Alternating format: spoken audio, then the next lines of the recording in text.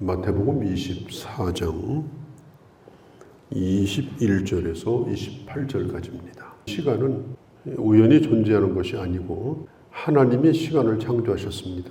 천지를 만드실 때 밤을 만드시고 낮을 만드셨다. 그리고 일주일을 만드시고 그리고 1년을 만드셨습니다. 시간을 시작하신 분도 하나님이십니다. 우리는 이 시간 속에서 살고 있어요. 그래서 하루를 살고 또 1년을 살고 또 일생을 사는 것입니다. 그런데 그 시간의 주권이 내게 있는 것이 아니라 하나님에게 있는 거예요. 하나님이 주신 시간 속에서 우리가 사는 겁니다. 개인의 시간도 마찬가지고 이 역사라고 하는 이 긴 시간도 마찬가지입니다. 그러니까 그 시간의 끝은 누가 결정하느냐? 하나님이 결정하십니다.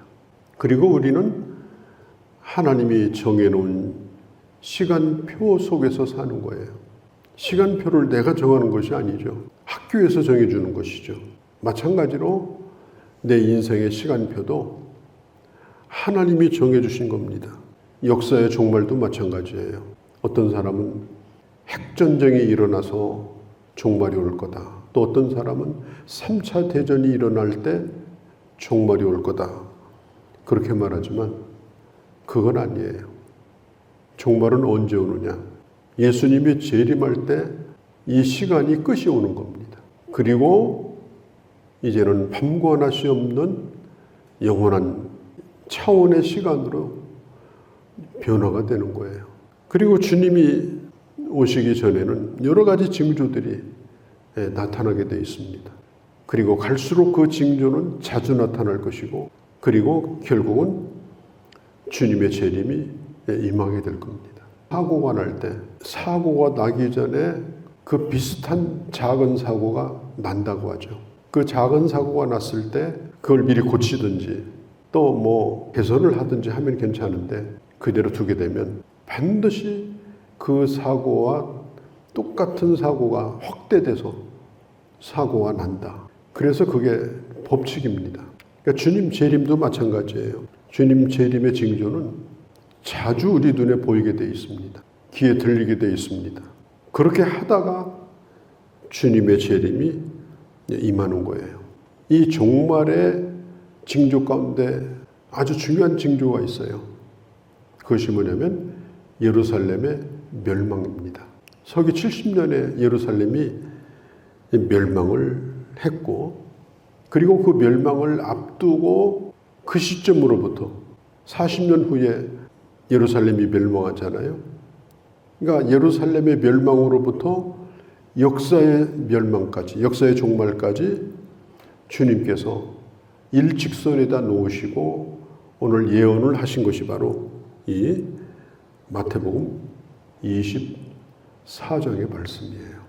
그러니까 이 말씀을 가만히 읽어보면은 종말이 어떻게 오는가 하는 걸 분명하게 볼 수가 있습니다.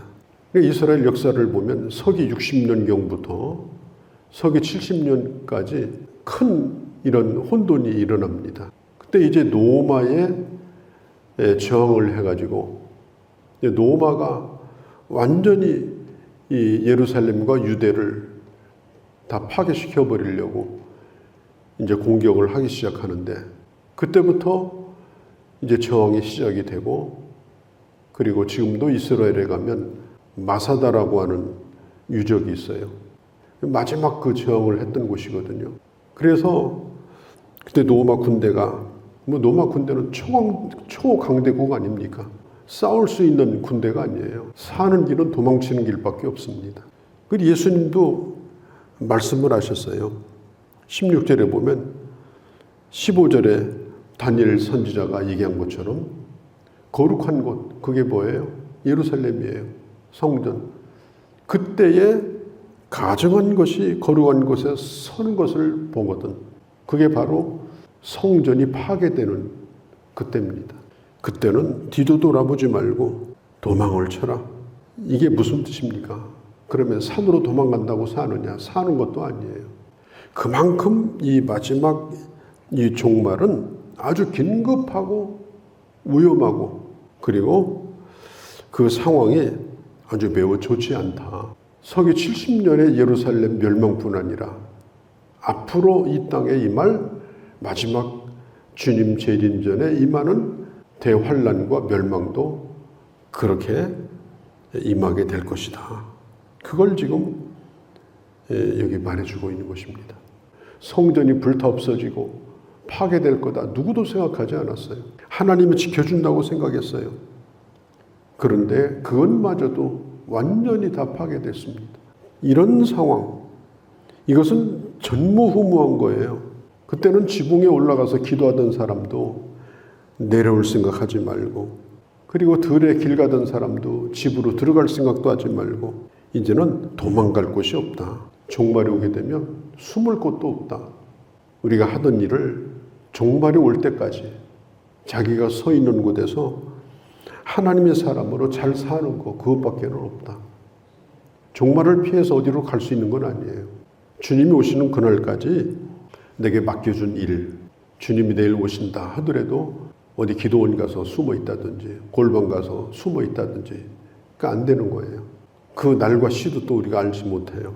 그러니까 매일마다 우리가 마지막 날이라고 생각하고 하나님의 사람으로 뭘 하든지 사는 겁니다.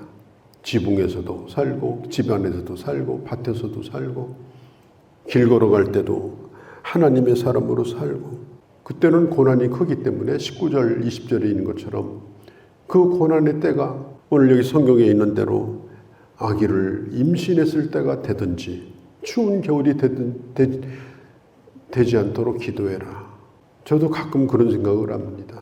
내가 마지막 하나님 앞에 갈 때 어떤 모습으로 갈까? 그래서 기도를 해요. 하나님, 정말 중환병 앓지 아니하고 또 흉한 모습 보여주지 않고 오래도록 지병으로 살아있으나 죽은 것 같이 그렇게 살지 않고 정말 하나님이 그냥 가볍게 데려가듯이 그렇게 데려가 달라고, 그 기도를 할 때도 있고 생각할 때도 있습니다. 우리가 이 세상에서 잘 살 생각만 하고 기도하는 것이 아니라 우리가 마지막 때에 정말 하나님 앞에 보기 좋게 영광스럽게 그런 모습으로 우리가 주님 앞에 갈 수 있도록 우리가 기도하고, 또 기도할 뿐 아니라 또 그런 모습으로 우리가 사는 것, 이게 매우 중요합니다. 정말 주님이 부르시는 그날 아침, 그날이 점심인지 저녁인지 새벽인지 모르지만 그날 아침도 오늘과 같이 여전히 깨어서 제단을 지키고 주님 앞에 기도하고 엎드릴 수 있는 그런 사람으로 살게 해달라고, 이게 그냥 하는 기도가 아닙니다. 그런 때가 올 때에 육체적으로 그것을 견디는 것은 정말 힘이 듭니다. 고난의 때가 올 때에 육체적으로 이걸 견디기는 너무나도 힘들어요. 그래서 주님 앞에 이걸 이기는 방법이 뭐냐? 바로 기도하며 준비하는 것이다. 기도할 때 주님께서 감당할 수 있도록 은혜를 주시는 겁니다. 요한계시록에 보면은 순교자들이 얼마나 영광스러운 자리에 있는가, 그 요한계시록에 잘 보여주는데요. 순교자는 왜 생기는 겁니까? 도망쳐야 되는데 도망치지 않고 자기 자리를 지킨 사람들이 결국 순교를 하는 거, 끝까지 사명을 다한 사람들이 순교를 하는 거예요. 그러니까 주님은 도망치라고 했지만, 그러나 우리가 주님 오실 때까지, 주님이 부르실 때까지 자기 자리를 잘 지키고 믿음으로 사는 거, 그게 더 영광스러운 것이다 하는 걸 오늘 성경에서 보여주고 있습니다. 그때 1세기 당시에 역사가가 요세푸스입니다. 이 요세푸스가 유대 고대사를 기록했는데 그는 이런 얘기를 했어요. 그의 책에 예루살렘이 멸망할 때, 로마 군대에 의해서 예루살렘이 망할 때 이 세상에 그 어떤 비참한 것, 창세 이래로부터 인간이 겪었던 그 불행이랄지라도 그때 당시 유대인이 겪었던 불행과 비교할 수가 없다.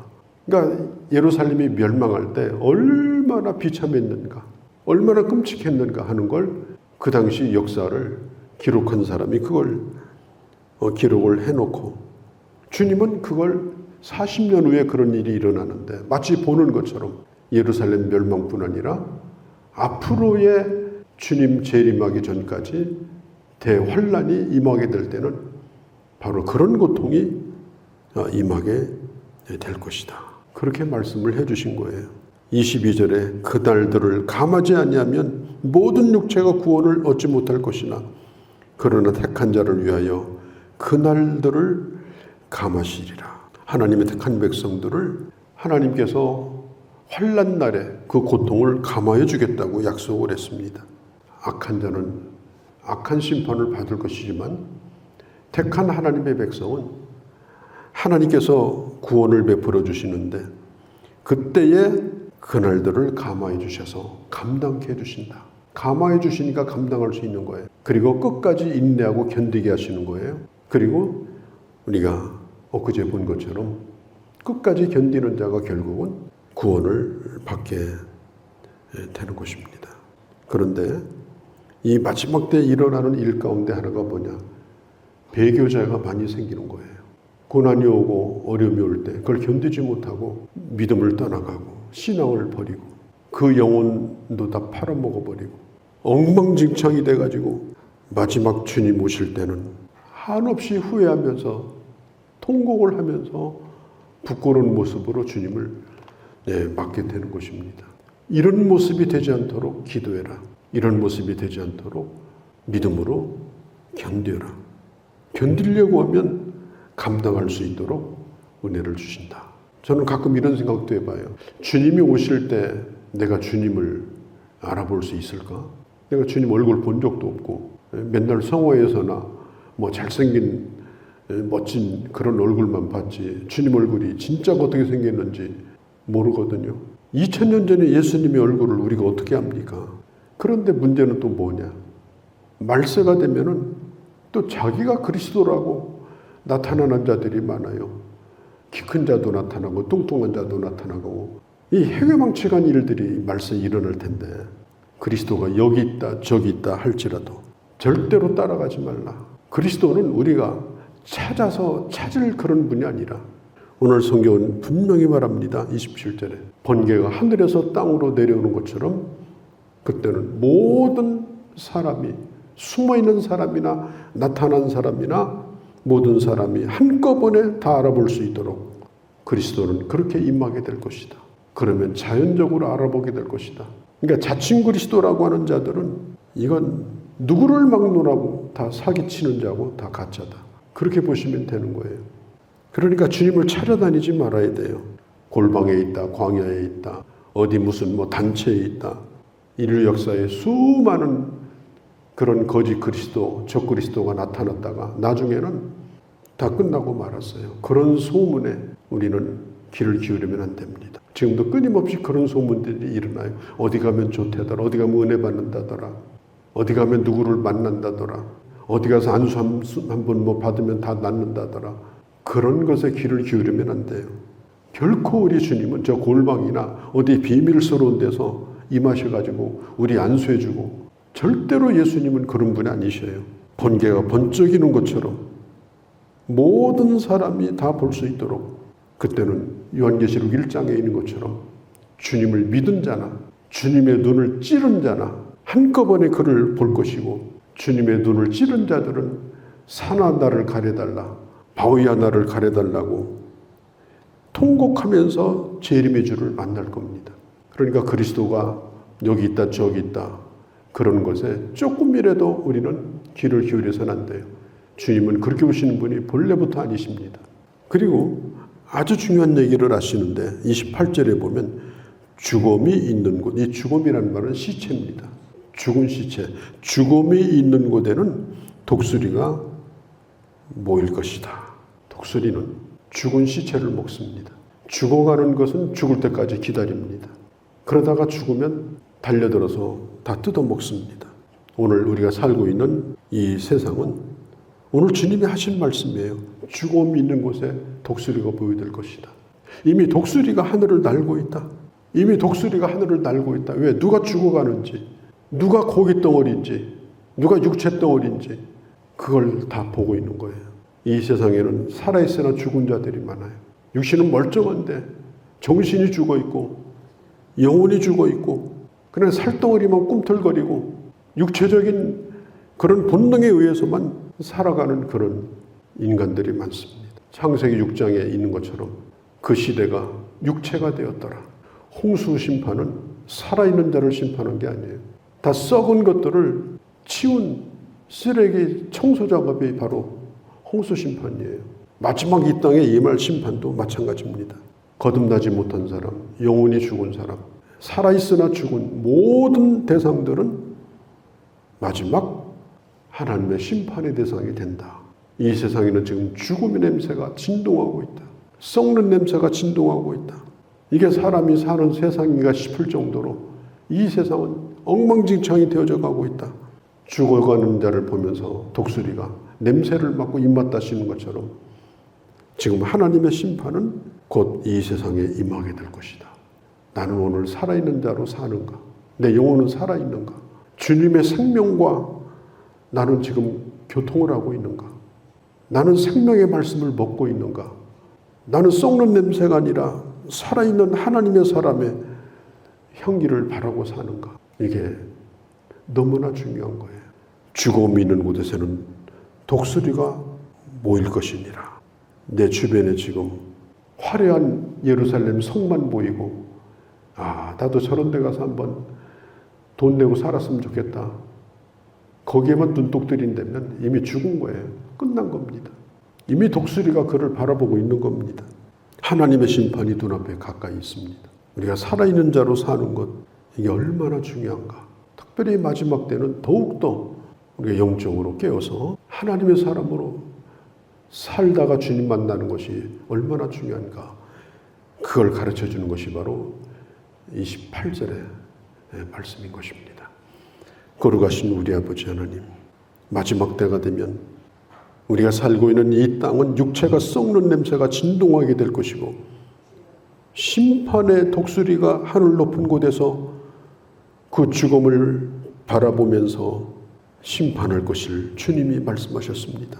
보이는 것에 속지 않게 하시고 내가 원하는 바 육체의 소욕에 속지 않게 하시고 영적으로 살아서 하나님과 바른 교통 가운데 마지막 주님 오실 때에 한눈에 주님을 알아보고 주님도 나를 알아볼 수 있는 그런 멋진 하나님의 사람으로 살아가는 저희들 될 수 있도록 은혜를 베풀어 주시옵소서. 우리 주 예수님의 이름으로 기도하옵나이다. 아멘.